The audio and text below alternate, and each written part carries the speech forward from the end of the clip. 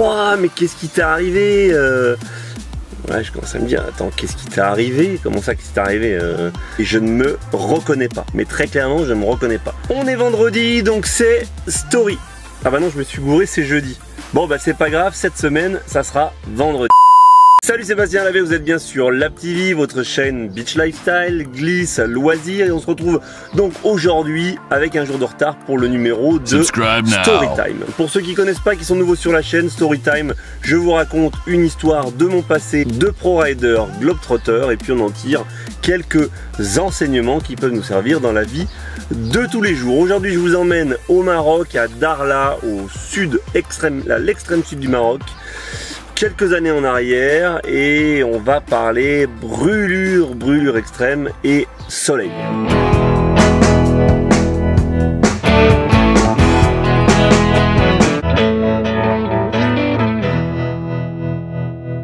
C'est vos commentaires sous les dernières vidéos qui m'ont fait penser à cette story. Bon oui, effectivement, je vous ai tourné des vidéos cette semaine à la plage. Le pire, c'est que je tournais en particulier un certain nombre de vidéos à propos de la crème solaire et que j'étais tellement concentré sur mes vidéos que j'ai cramé et que ça se voyait bien dans les vidéos. Alors pour ceux qui n'ont pas vu, vous pouvez aller voir, vous verrez, bon, couleur écrevisse garantie. Bref, on est à Dakhla, on repart dans le passé et vous allez voir le lien de cette histoire avec tout ça. Je suis donc, c'était à l'époque où je faisais encore de la compétition en kite et donc on avait l'habitude de bouger à travers le monde, de passer d'une étape en Allemagne, une étape là, une étape là, une étape là, bref, de bouger un peu partout sur la planète pour faire des compétitions et donc forcément, au cours de l'année, on avait tendance aussi à changer de saison. C'est-à-dire qu'on pouvait se retrouver au Canada où c'était la fin de l'été où il faisait frais et puis juste derrière, on allait au Maroc où le soleil cognait et puis juste après on allait genre au nord de l'Allemagne où il faisait froid et on pensait plus au soleil. Là c'était le cas cette année-là. J'allais à Dakhla pour une compétition de vagues après je sais plus, une compète qui était à un endroit où il faisait pas spécialement beau, pas spécialement chaud. Je suis arrivé, on était tout début mars, donc sortir de l'hiver et j'avais pas trop voyagé, il y avait pas trop eu de compétition entre décembre et février, donc c'était l'une des toutes premières compétitions. Blanc, très clairement, pas bronzé, voilà, et je me retrouve au milieu du désert prêt à faire cette compétition. J'arrive, je pense, il me semble 5-6 jours avant la compétition et donc je pars m'entraîner. Premier jour, voilà, il faut que je prenne des sensations, il y a du bon vent. Donc qu'est-ce que je fais? Eh bien je prends la planche, le sac et je suis à l'auberge des nomades du Sahara, donc qui est l'auberge, vous en avez vu quelques images sur les dernières vidéos que j'ai fait à Dakhla. Vous retrouvez ça par là, je vous mets ça en description sur la chaîne. Je prends mon matériel et je bascule donc de l'autre côté, pas côté lagune mais côté mer, pour aller naviguer dans les vagues puisque je suis là pour une compétition de vagues. Donc ça sous-entend que je traverse une bonne partie de désert, il y en a pour une petite heure de marche à travers le désert avec tout mon matériel en plein cagnard bien entendu, dès le matin, tôt le matin. Je passe la journée à l'eau, je me régale, j'ai retrouvé des sensations, parfait, et puis il me reste 4 ou 5 jours avant la compétition, donc j'ai vraiment réussi mon pari d'emblée, je suis prêt, je me sens bien pour la compétition. Arrive la fin de journée, je suis quand même très légèrement déshydraté, j'ai soif.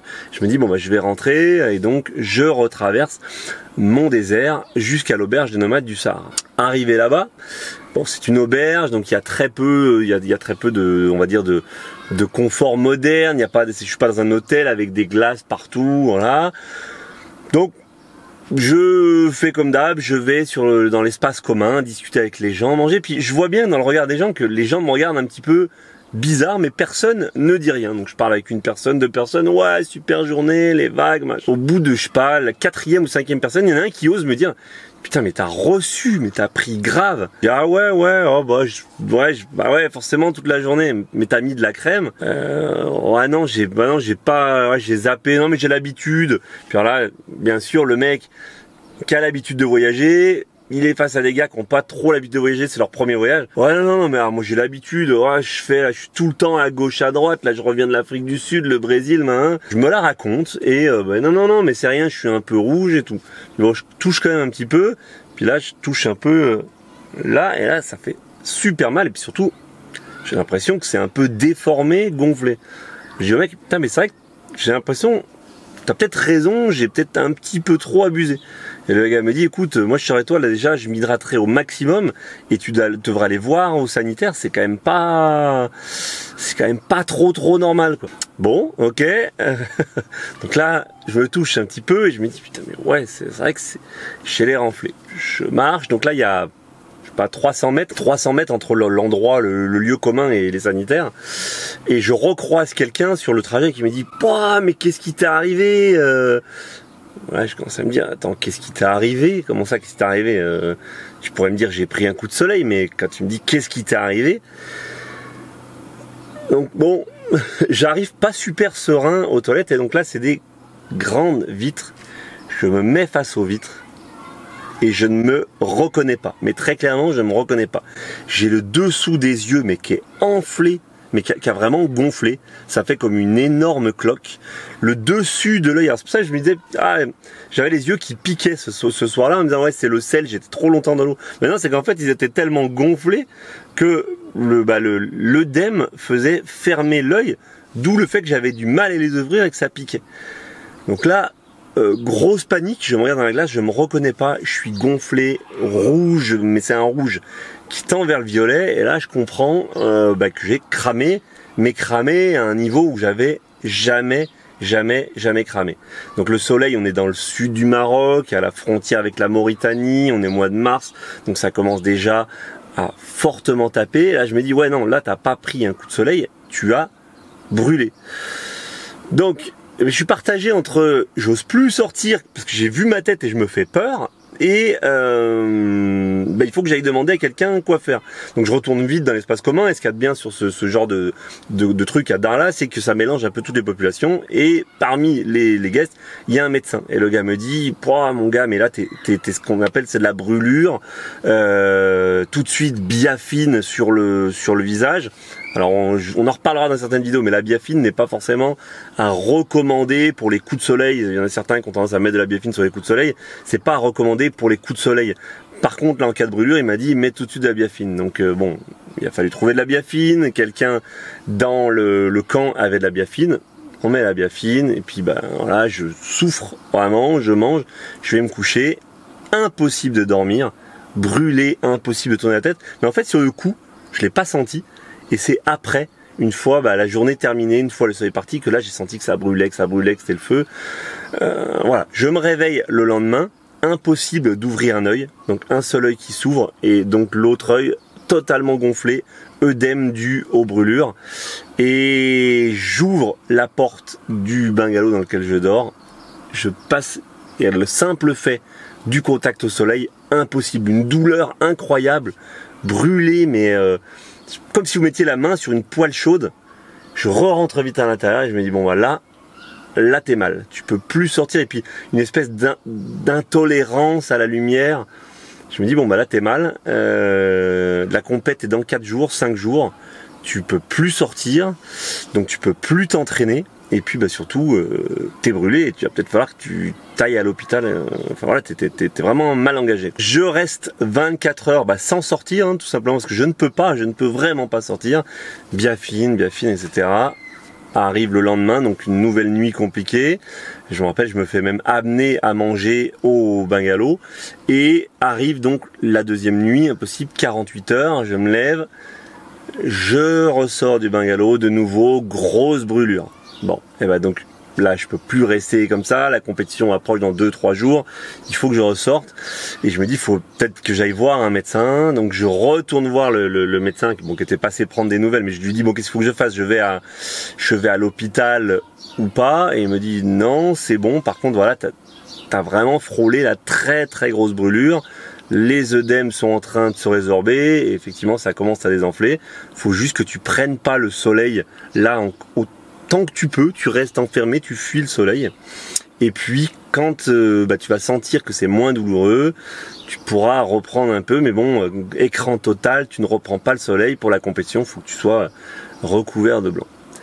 Le surlendemain, je me lève et là c'est vraiment pas beau, parce que j'ai des enflés, mais la peau part mais en lambeaux. C'est-à-dire que ça fait des espèces de... comme si la peau avait pourri, et je me rappelle, je suis une espèce de couleur marron-violet, et avec des lambeaux de peau qui s'enlèvent et qui sont roses. Ouais, c'est dégueulasse, c'est très clairement dégueulasse. Et puis là, je suis partagé entre, attends, il faut que je fuis le soleil, mais d'un autre côté, il faut que j'y aille, et puis il y a la compète, mais d'un autre côté, je commence à psychoter, voilà, cancer de la peau, etc. Ça dure 3-4 jours jusqu'à la compétition, et donc bah, je finis par sortir, mais donc, résultat affreux, couvert, crème, je crois qu'il y avait quelqu'un qui avait de la crème de plus de 50 qui m'avait filé ça, donc j'étais couvert de blanc. Et je n'ai, donc la compétition, ça a duré 6 jours, je n'ai pas repris le soleil de toute la semaine sans cet écran total. Je peux vous dire, quand je suis rentré en France, on avait un moment entre la prochaine, enfin la fin de cette compétition et la prochaine compétition, je n'ai pas repris le soleil pendant 1 mois. Je suis resté enfermé chez moi, j'étais sur l'ordinateur, une intolérance au soleil, un truc de folie, c'est-à-dire que dès que je sentais le soleil sur ma peau, ça me rendrait presque malade. Tellement j'avais brûlé, vraiment passé pas loin à mon avis de l'hospitalisation et de quelque chose de plus grave. Petite morale de cette histoire, on n'a qu'une seule peau. En tant que sportif de glisse ou que pratiquant outdoor, ou si vous aimez bien le soleil, faites attention, on va en parler sur la chaîne. Voilà, je préparais le dossier, le comble c'est que j'ai pris le coup de soleil en préparant ce dossier sur la crème solaire, mais on va en parler. Donc faites attention, vous n'avez qu'une seule peau, c'est un organe qui est fragile, qui est limité dans sa capacité à recevoir du soleil. Et bah, vous seriez bien embêté de plus pouvoir sortir, de plus pouvoir pratiquer, de plus pouvoir vous mettre au soleil, parce que sous prétexte de vouloir absolument aller à l'eau, de vouloir ouais, la crème c'est pas bon, c'est gluant, j'aime pas ça, vous seriez bien embêté de ne plus pouvoir profiter. Très bientôt dossier spécial sur la crème solaire, que choisir pour le surf, pour le kitesurf. Voilà, c'était une petite story beaucoup plus, on va dire, beaucoup moins extraordinaire que certaines aventures qui me sont arrivées. Je remarque en me regardant dans le retour caméra, eh ben, mine de rien, j'ai un petit peu pris sur le nez. Bon, ne faites pas ce que je fais, faites ce que je dis, ou inversement. Bon, bref, je ne sais plus. Je vous dis à très bientôt pour la prochaine vidéo. N'oubliez pas, Life is a Beach, alors on se prend pas la tête et on en profite. À très bientôt. Ciao, bye bye.